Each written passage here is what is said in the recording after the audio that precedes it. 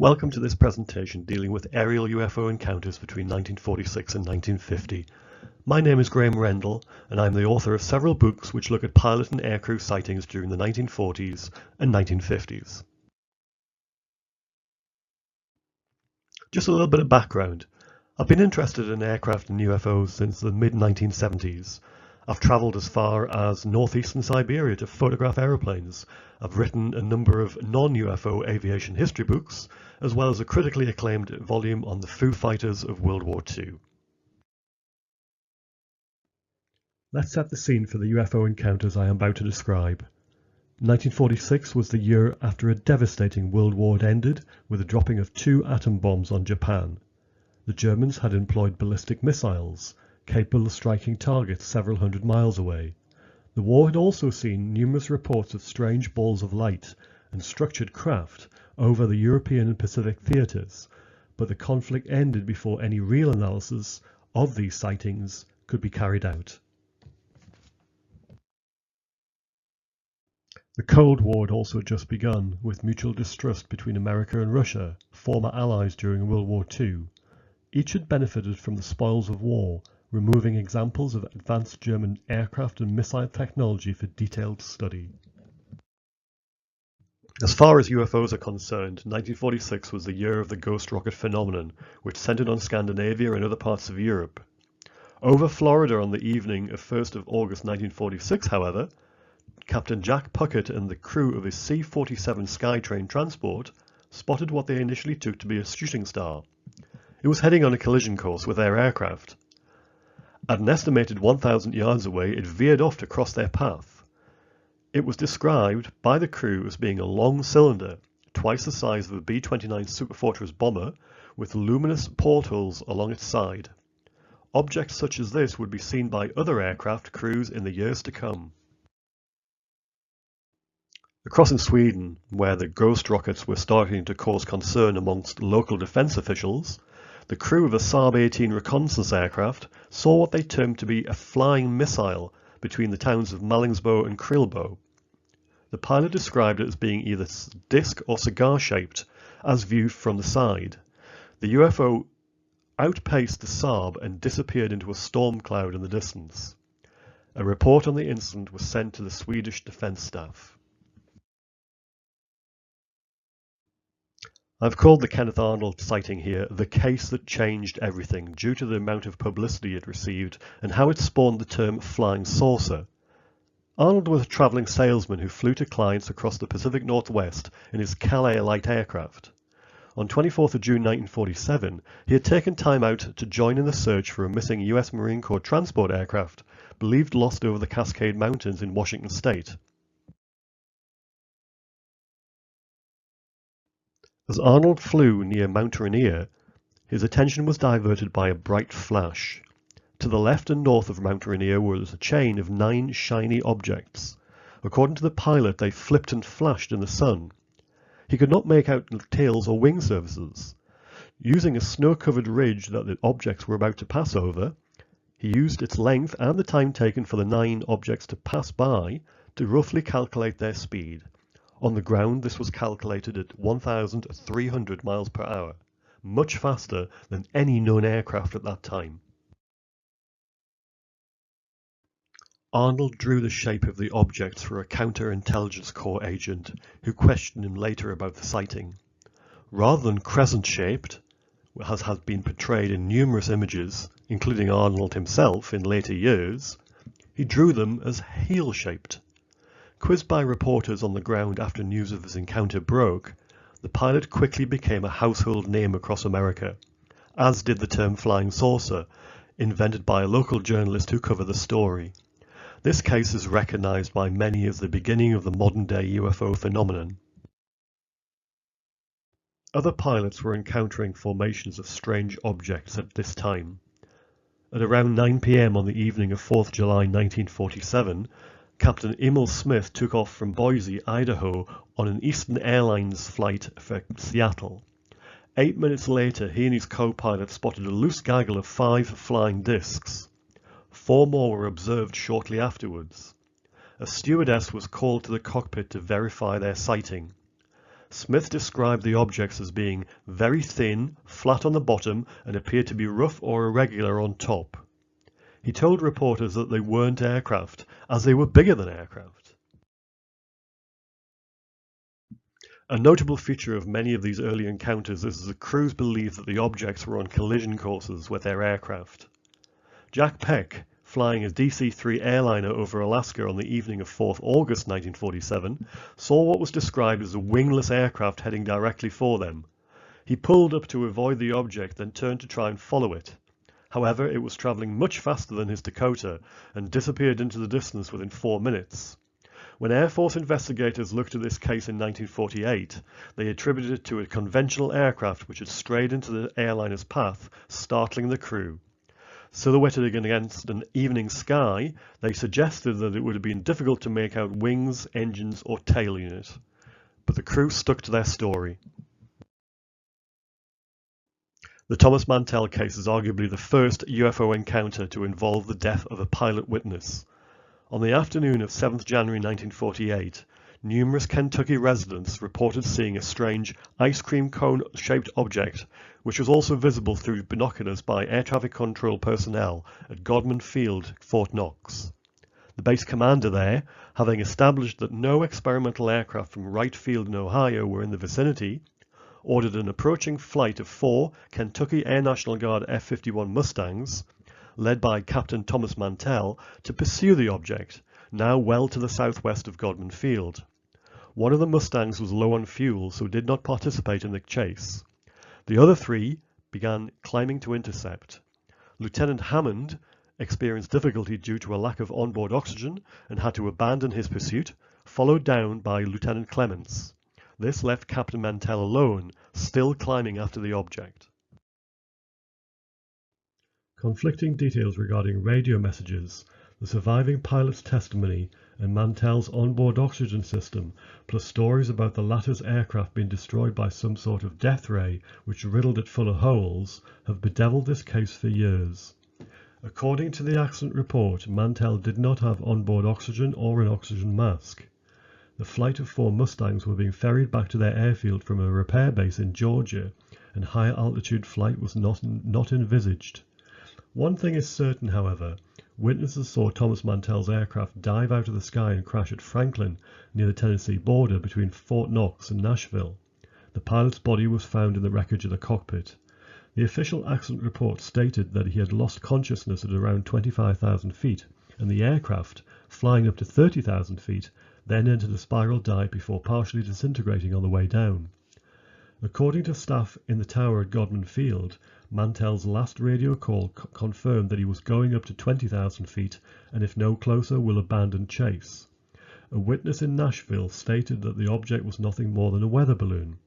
The initial verdict was that Mantell had been chasing Venus, but the official Air Force report also suggested that the weather balloon might have been to blame instead.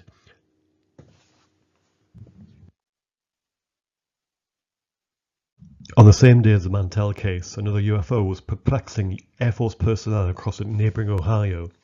Controllers at Clinton County Field spotted something odd in the sky during the early evening, looking like a bright star, but one that suddenly moved off at great speed. It was also witnessed by one of the former Tuskegee Airmen, Captain Charles McGee, who was landing at Lockbourne, 45 miles to the northeast of Clinton County, in his F-47 Thunderbolt. Another pilot in the vicinity reported that the light had been below him at one point. Witnesses at Lockbourne suggested that it had ascended towards the ground before climbing back up into the sky, and might have even briefly landed. It was officially classed as Venus. Due to the Cold War and their penchant for secrecy, the Soviet Union released no details of UFO activity over their own country at this time. However, information did emerge later of at least one case involving a test pilot called Apraxin, who was flying one of the Air Force's latest interceptor types near Kapustin Yar, near Stalingrad, in July 1948, when he encountered what was described as a flying cucumber, emitting beams of light. When one of these beams struck his jet, the machine reportedly lost all electrical power and he had to glide the aircraft to a safe landing at a nearby airstrip. Interrogated by Soviet defense officials afterwards, he was apparently shown a report by a second pilot stating that he also had seen an elongated craft. Other accounts of Apraxin's case suggest that he was ordered to close in and open fire on the UFO before it rendered his aircraft inoperable. In the early hours of 24th July 1948, Eastern Airlines Flight 576 was flying from Houston to Atlanta. Shortly before 3 in the morning, Captain Clarence Childs noted a light in front of their DC-3 airliner, thinking it was an Air Force jet. After realizing it was on a collision course, he threw his aircraft into a sudden left-hand banking turn to avoid the light. His co-pilot, John Whitted, watching a long object, possibly with 2 rows of what appeared to be brightly lit windows, streak by them less than half a mile away.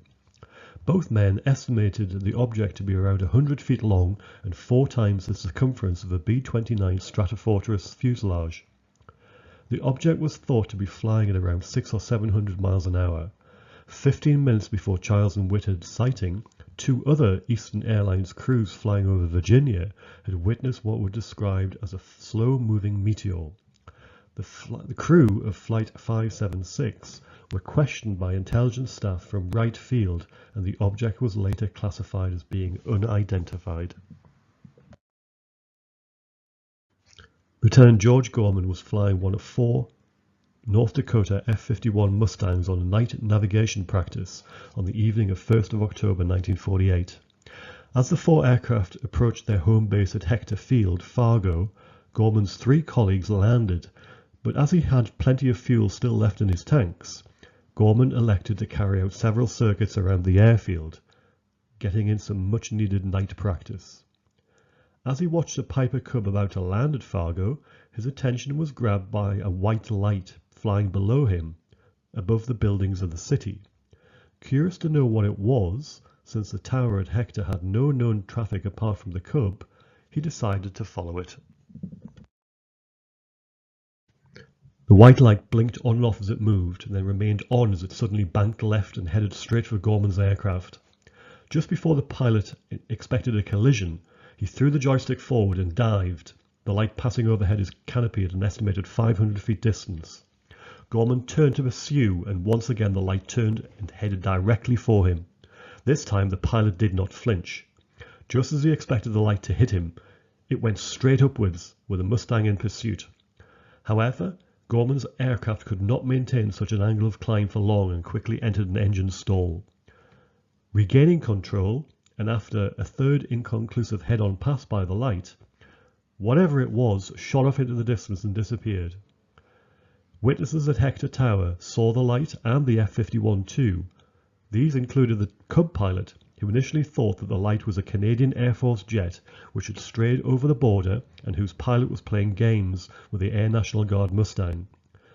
Although officially classed as an unknown, this didn't stop noted debunkers from claiming that Gorman had seen a mirage of Jupiter or a weather balloon. On the evening of 18th November 1948, pilots from 2 separate T-6 Texan aircraft flying near Andrews Air Force Base, Maryland, encountered a whitish-grey oval object maneuvering over the base. It was noted climbing vertically, then dropping down behind one of the training machines before circling. It eventually disappeared in a rapid climb. The object also flew at varying speeds, dawdling at about 80 miles an hour before accelerating to an estimated 500 or 600 miles an hour and then slowing down again. Once again, a balloon was suggested as the culprit. The pilot of an AT-11 Kansan bombing and navigation trainer encountered what was described as a jet-propelled blimp near Bakersfield on the 28th of February 1949. The following details appeared in the official investigation file. It was sausage-shaped in both at the forward and trailing ends, resembled a B-29 nose. The object was on a heading approximately north to south and approached Smith's aircraft from 12 o'clock, at which time he made his first observation. The object disappeared to the rear of the AT-11 and then apparently it made a 360-degree turn around it as Smith made his second observation approximately 15 seconds later, when the object appeared to his right and made a 180 turn in front of him, again disappearing to his rear. The total length of time for both of these observations was approximately 20 seconds. Sightings were also being recorded over the Philippines at this time. Major Louis Sibyl was leading a three-ship formation of F-51 Mustangs just north of Clark Field at midday on the 8th of September 1949, when he spotted an object climbing to the north at high speed. At an estimated 50,000 feet altitude, the object, now nothing more than a black dot, made a sharp turn. Sibyl believed that the mysterious dot had been travelling at some 800 miles an hour to outdistance and outclimb his own aircraft. On the evening of 20th of March 1950, the crew of a Southern Airlines DC-3 spotted a UFO near Little Rock, Arkansas. Around 40 miles from the city, Captain Jack Adams had his attention drawn to a fast-moving object in front of his airliner. This is the report he made. It was about 1,000 feet above us and about half a mile away. It zoomed at terrific speed in an arc ahead and above us, moving from south to north. This object remained in full view for about 30 seconds and we got a good look. It had no navigation lights, but as it passed ahead of us in an arc, we could plainly see other lights, as though from 8 to 10 lighted windows or ports on the lower side. These lights had a fluorescent quality. They were soft and fuzzy, unlike any we'd seen before. The object was circular, apparently, and the lights remained distinct all the time it was in our view. There was no reflection, no exhaust, and no vapor trail. That's definite. On 27th of April 1950, shortly after takeoff from Misawa Air Force Base in Japan, the pilot of an F-80 Shooting Star saw an unidentified object following the jet he had been ordered to form up with. Lieutenant James Petty had to climb to avoid the UFO and flew in front of the other F-80. The object was rectangular in shape, cream in colour, and appeared to be constructed from flimsy materials such as muslin. He estimated it to be 60 feet long and 20 feet wide, but only inches thick. Initially believing it to be a towed gunnery drogue that had escaped from the aircraft that was towing it, Petty was amazed to see the object suddenly pull away from the other jet and accelerate into the distance, passing by his own F-80 at an estimated 600 miles per hour. A similar though smaller object was witnessed by another pilot from the same unit the following day. Captain Willis Sperry was piloting American Airlines Flight 49 from New York to San Francisco on the evening of 29th of May 1950. 30 minutes into the Washington to Nashville sector, his co-pilot, William Gates, alerted him to a possible mid-air collision with a brilliant bluish fluorescent light. As Sperry turned his D-66 airliner right to avoid it, the light flew level and directly in front of them, before taking up a parallel course to the left of their aircraft. Silhouetted in front of the moon, it was torpedo-shaped, without fins, wings, or tail structures. Turning left to follow it instead, the object then moved around to the rear of the DC-6. It eventually reversed course and disappeared to the east. The following report appeared in a Ministry of Defense UFO report published in June 1951. On 1st June 1950, the pilot of a Meteor reported on landing at Tangmere that at 14:30 hours, while flying at 20,000 feet on an easterly course over the Portsmouth area, he had sighted an object travelling at very high speed on a reciprocal course, 1,000 to 2,000 feet above him and roughly 1,200 yards to starboard. He described the object as circular and of bright metallic appearance. He could not give any real estimate of its speed, but thought it might be about 800 knots, 920 miles an hour. He had observed it for about 15 seconds, during which period he had looked away to port and back, having no difficulty in picking up the object again. Tangmere made inquiries of the radar station at Wartling, and were informed that, at about the same time as the pilot's report, the duty controller and 3 radar operators had observed an unusual response on the plan position indicator, which appeared to be due to a target moving at 1,300 to 1,650 knots, or 1,500 to 1,900 miles per hour, first approaching and then receding from the station. The controller stated that the response looked to be very thick, leaving more afterglow than a usual response behind. The operator, observing on a separate display, said that it was slim, short and weaker than aircraft, and that a series of shadows appeared in the space between successive points. In the 1960s, a conversation between the noted Soviet Arctic airman Valentin Akuratov and the chief for the main directorate of civil aviation turned to the subject of UFO sightings in the far north. Akuratov gave an account of one case from August 1950 at Nizhny Kresty, now known as Chersky. A disc-like object had appeared over the small settlement on 3 consecutive days. Believing it to be some sort of American spying device, fighter aircraft were summoned from the nearest airbase, some distance away. When they finally reached Nizhny Kresty, the pilots of these aircraft realized that the UFO, a pearl-colored object without wings or exhausts, was much higher than realized. When one of the aircraft tried climbing to intercept it, the UFO shot upwards. I visited Chersky in June 1992, but the locals never ever mentioned this particular case. The crew of a US Navy electronic warfare AD-4Q Skyraider had an interesting encounter with a UFO near Lakehurst on the night of 7th November 1950. The following is taken from the pilot's report of the incident. As we approached Lakehurst at approximately 3,500 feet, I became aware of a single steady white light to my starboard about 5 miles, which I judged to be another aircraft's fuselage light. This light was slightly above me at about 4,000 feet and moving in a southeasterly direction at approximately my airspeed or slightly greater. Because of the steady light, I believe this was another military aircraft operating from Lakehurst or Atlantic City, and instructed my crewmen to switch our radar to intercept so that we could test out this part of our gear before returning to base. Then I pulled up into a slight climbing turn in order to get on this object's tail. The visibility was extremely excellent, with no overcast, and with all the stars and planets showing brightly. It was no effort to discern the motion of the object because of the background of the stars. After rolling out on this object's course, it turned a little more southerly and seemed to settle down, and I presumed I was directly behind it, but somewhat lower.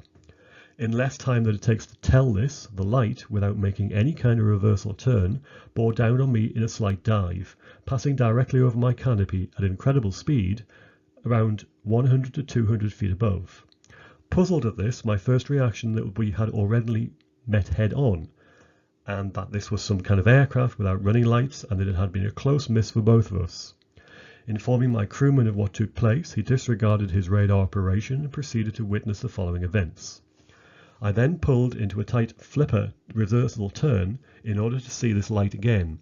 As before, it was still slightly higher than me, and this time I was positive we were on its tail. Pushing to normal rated power and climbing, I attempted to hold the light in front of me, but this object made another head-on pass, veering slightly port and below so that my crewman could see it too. Still nothing but a single white light. It moved with fantastic speed. Since we were close aboard Navy Lakehurst Airfield, about 5 miles to the north, I tried contacting their tower twice, with no response. Still engaging in this cat-and-mouse tag game with the light and recalling that our own squadron had some jets and other Sky Raiders airborne, I switched to our squadron common frequency and requested assistance from any aircraft in the vicinity. The commanding officer and his wingman in 2 F-9F Grumman Panthers answered and set course for Lakehurst. In the meantime, after 5 or 6 passes, this object and I got into a port orbit. I frequently checked my instruments for altitude and engine limitations and flew in a 60-degree climbing port bank, indicating 100 to 135 knots. This light continued to turn about me in wider climbing turns, making about 2 orbits to my 1. At 11,500 feet I abandoned the chase and simply orbited in order to keep the object in sight. As the other aircraft closed in, the light grew dimmer and finally disappeared. With increasing numbers of UFO sightings following Kenneth Arnold's encounter in June 1947, the then US Army Air Force was forced to act. Its Air Intelligence Requirements Branch decided that a selection of reports needed to be examined further. This task was assigned to an Air Force Lieutenant Colonel and an FBI liaison officer. After investigating 18 reports, the pair concluded that the flying disc phenomenon was real and worthy of further study. Their conclusions were passed on to the Air Force's Air Materiel Command, home of its Research and Development departments. A conference arranged by Lieutenant General Nathan Twining, head of Air Materiel Command, one which included various specialists from aerodynamics, power plant and engineering research, as well as air intelligence, decided that the discs were something beyond America's current technological ability. Twining therefore recommended to the Pentagon that a code name be assigned to continued studies of UFO reports. Orders creating Project Sign were drafted on 30th December 1947. The new program, housed within the Air Technical Intelligence Center at Wright Field, to begin work on 26 January 1948. However, Sign was investigating reports earlier that month, starting with the Thomas Mantell case. In October 1948, Sign had collected sufficient information and analysed enough data to prepare its own estimate of the situation, which was sent to the Chief of Staff, General Hoyt Vandenberg. It suggested that an interplanetary origin for the discs could not be ruled out. However, the report was dismissed out of hand due to its findings having no evidence attached. The feeling among senior command echelons was that a domestic, possibly Soviet, origin was the source of these reports. A separate report drafted by the Air Intelligence Defensive Branch and the Office of Naval Intelligence confirmed this was likely to be the cause, and Project Sign was changed to Project Grudge with effect from the 11th of February 1949. Downgraded in terms of personnel and scope, its main function appears to be to confirm that the flying discs were indeed terrestrial in origin and most likely Russian. An understaffed Grudge would remain in place until March 1952, when it was renamed Project Blue Book, but that is a story for another day. I'm currently working on two further books. One is a follow-up to my Foo Fighters history, and the other is a look at pilot and aircrew encounters in 1955 and 1956. So if you'd like to follow me and keep track of the progress with the books or anything else I'm doing, then you can follow me on Twitter at Borders750 or on Instagram at Graeme_Rendall. All of my books regarding pilot and aircrew encounters with UFOs are available through Amazon, either as ebook, softback or hardback formats. Simply search for my name, Graeme Rendall, and you'll find them. Thanks very much for watching this presentation, and also thank you to Ryan for putting together this conference and for the invitation. Cheers, bye bye.